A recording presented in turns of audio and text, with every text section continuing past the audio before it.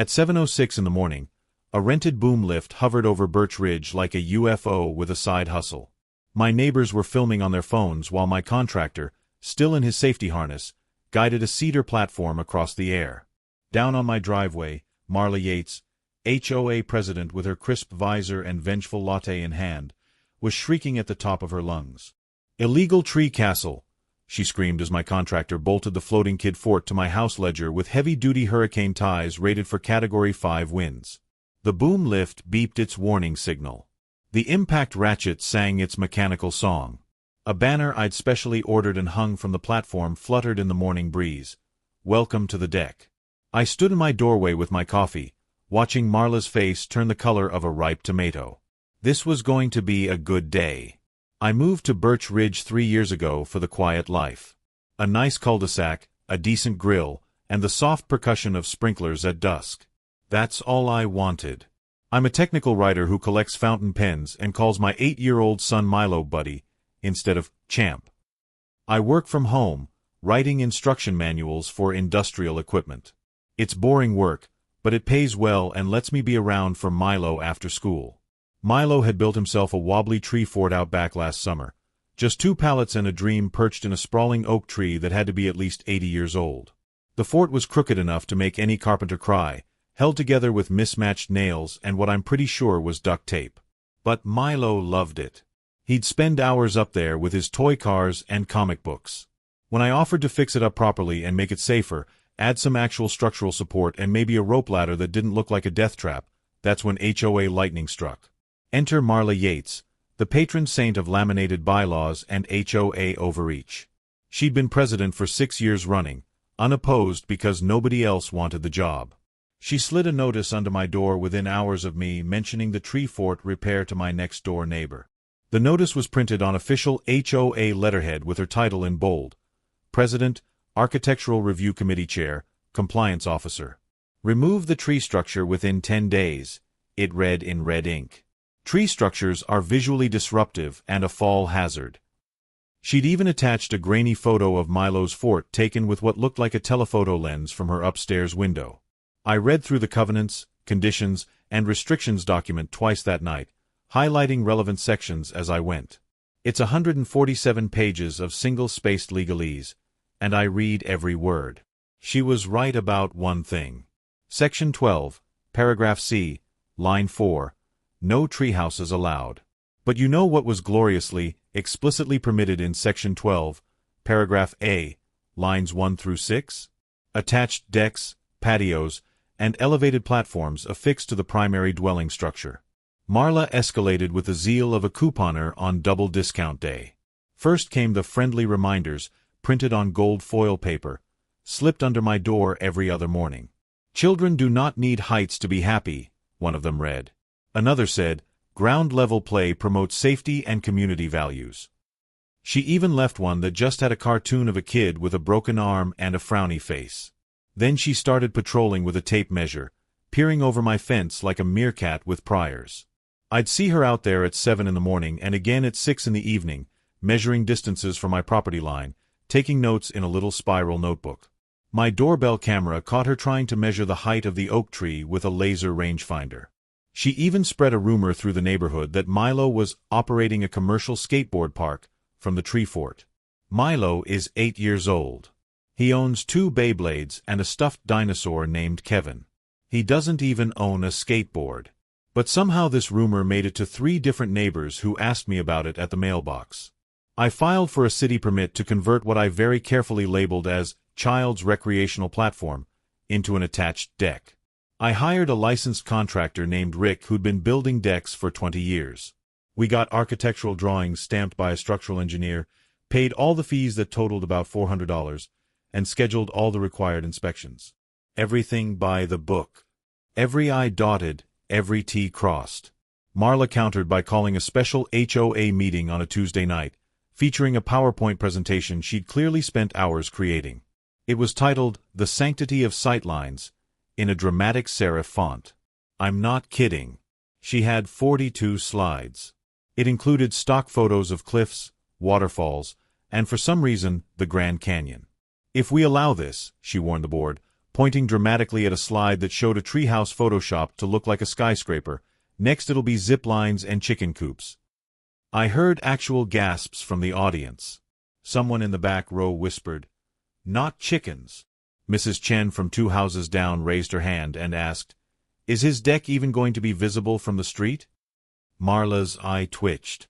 "That's not the point," she said with an edge to her voice. Then Marla made her biggest mistake. She phoned code enforcement on a Friday afternoon and, for extra spice, Child Protective Services. She told them there was a rogue elevated structure dangling dangerously over gas lines and that a child, my child, was seen dangling from a rope harness at unsafe heights. Complete fabrication. Milo had been wearing a safety harness I'd bought him for rock climbing at the indoor gym. Code enforcement showed up the next afternoon in an official city truck. A guy named Tom with a clipboard and a measuring tape. So did CPS an hour later. A calm woman named Nadia with kind eyes handed Milo a sticker that said, "Safety Star," and looked over the immaculate safety railings in my approved plans that I'd laid out on the kitchen table. She asked Milo if he felt safe at home. He said yes and showed her his Beyblades. Nadia left after 10 minutes, notably unfreaked. She even told me, "Looks like you're doing everything right. Someone wasted our time today." The code enforcement inspector, Tom, pored over my permit for what felt like an hour. He checked the setback distances. He verified the engineer's stamp was current. He even called the engineering firm to confirm they'd done the calculations. "Looks fine," he finally said, tapping the engineering drawing with his pen. "Once it's attached to the house with proper ledger bolts, it's classified as a deck extension. Just has to meet guardrail height requirements and load specifications per residential code. You're good to proceed." He signed off on the permit and handed me a copy. I thanked him politely. Marla, watching from her driveway directly across the street with binoculars, actually binoculars, looked like she'd swallowed a lemon whole. But Marla doubled down harder than I thought possible. She sent me a cease-and-desist letter on official-looking HOA letterhead, complete with clip art gavels decorating the margins like some kind of legal scrapbook project. The letter threatened legal action, fines of up to $500 per day, and a lien on my property. I had my lawyer friend look at it over lunch. He laughed so hard he choked on his sandwich. "This has no legal basis whatsoever," he said, wiping tears from his eyes. "She can't put a lien on your property for a permitted structure. Save this. You might need it later." Marla also fired up her brand new hobby drone, a fancy one that cost at least $600 based on the model I looked up later. She started buzzing around the oak tree to capture what she called evidence of ongoing violations. The drone made angry wasp sounds as it circled. Then on its third pass, it pinballed off a thick branch and face planted directly into my birdbath with a splash, where it burbled and sparked like a drowned Roomba. I have doorbell footage of the whole thing, including Marla's shriek of dismay. I may have watched that clip 15 times. My superpower, if I have one, is documentation and receipts. I'm a technical writer. I document things for a living. I composed a detailed email with a timeline of events and attached everything in clearly labeled PDF files. The city building permit with all stamps and signatures. The stamped architectural plans showing load calculations and safety specifications. The CPS visit summary that explicitly said, "No concerns found regarding child safety or welfare." And the doorbell camera footage of Marla operating an unauthorized drone over my private backyard, which is actually illegal in our state without permission. I carbon copied the HOA's property manager, a practical woman named Susan who'd always seemed quietly exhausted by Marla. And because the universe is generous, I also carbon copied the HOA's insurance company, whose email I found in the meeting minutes posted online. The insurer replied within 2 hours. 2 hours. That's how fast corporate lawyers move when they smell liability. The email was professional but had dread dripping from every carefully chosen word. Any board actions taken outside the scope of governing documents could create significant liability exposure for the association and its directors. We recommend immediate cessation of unauthorized enforcement activities pending legal review. Translation: Stop letting the lady in the visor make up rules or we're not covering the lawsuit. City Inspector Number 2 arrived for the framing inspection. He loved the blocking, admired the joist hangers, and issued a green approval tag so fast the ink practically smoked. "Textbook construction," he announced, loud enough for half the cul-de-sac to hear. I saw curtains twitching in windows up and down the street. The property manager scheduled an emergency board session. I heard through the neighborhood grapevine that board members grilled Marla about the unauthorized drone flight and the falsified cease-and-desist letter. Someone apparently asked, "Did we actually vote on sending that letter?" Marla answered with her favorite verb. "I assumed," she said. Then came the afternoon that changed everything. A summer squall rolled through without warning, the kind that blows patio umbrellas into new zip codes and makes the weather service issue alerts. The sky went from blue to black in about 10 minutes. I was watching from my kitchen window, holding a mug of coffee, when I heard the crack. A massive limb, thick as a fire hydrant and at least 20 feet long, snapped clean off the oak tree in the howling wind. For a second it seemed to hover there, suspended. Then it fell. It didn't rocket through my neighbor's picture window, which would have caused thousands in damages. It didn't crush my newly installed deck, which would have been ironic karma.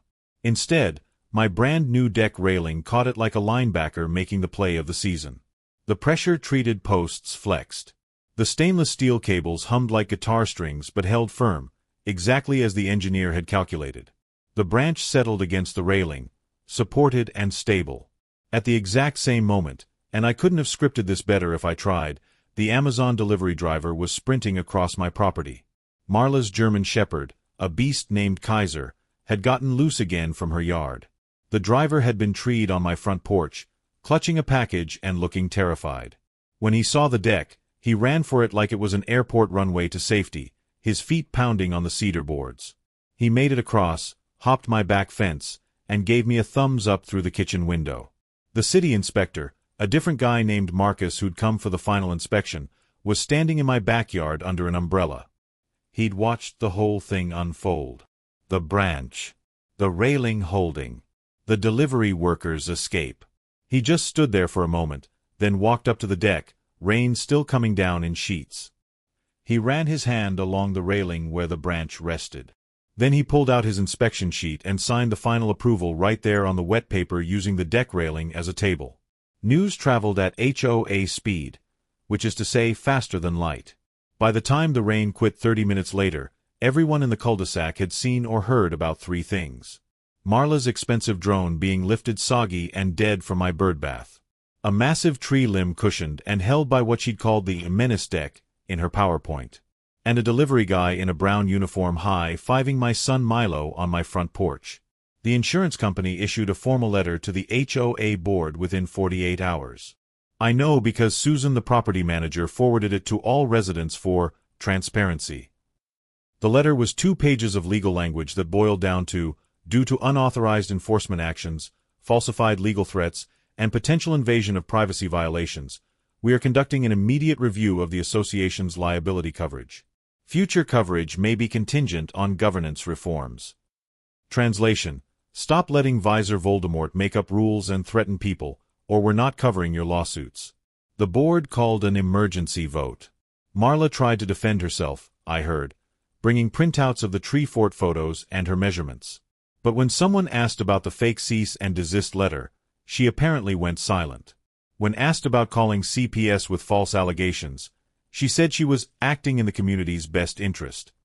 When asked about the drone, she claimed she was gathering evidence and didn't need permission.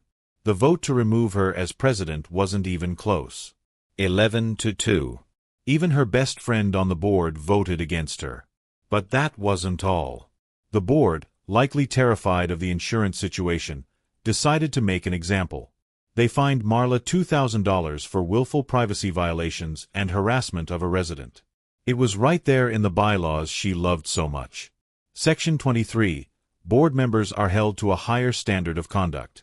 I also reported her to the FAA's online complaint form for unauthorized drone operation over private property. It's a real thing. You fill out a form, attach evidence, and they investigate. The FAA doesn't mess around with drone violations. She got a warning letter from a federal agency, which I imagine didn't feel great. Then city code enforcement, probably feeling used after her false report about my deck, decided to do their own inspection of her property. Turns out she had an unpermitted, decorative pergola, attached to her own home with nothing but drywall screws. Not lag bolts. Not structural screws. Drywall screws. The same pergola she'd been using as a shaded surveillance post to watch my backyard. The building code violation fine for unpermitted structural work was another $1,500. Her final punishment came from the district court 2 months later. I attended the hearing because I'd filed a civil complaint for harassment and invasion of privacy. The judge, a no-nonsense woman in her 60s, read through the case file with increasingly raised eyebrows. Marla had to perform 30 hours of mandatory community service repairing public playgrounds under the supervision of a carpenter the court assigned, a guy named Big Stan who apparently didn't suffer fools. She also had to take a court-ordered drone safety course and pass a written exam. The judge added one more thing that made me smile. Marla was barred from initiating any HOA enforcement actions for 1 full year and required to request written permission from the board before approaching any resident about compliance issues. She was also prohibited from possessing or operating any camera or recording device pointed at neighboring properties. When the judge read the full sentence, Marla's face went from red to white to purple like a traffic light having a malfunction. She opened her mouth twice but no sound came out, just a small squeaking noise. She just stood there in her courtroom outfit, still clutching her laminated bylaws binder like a security blanket, as the bailiff asked in a bored voice if she understood the terms of her sentence. She finally nodded once, stiffly, and walked out of the courtroom without looking at anyone.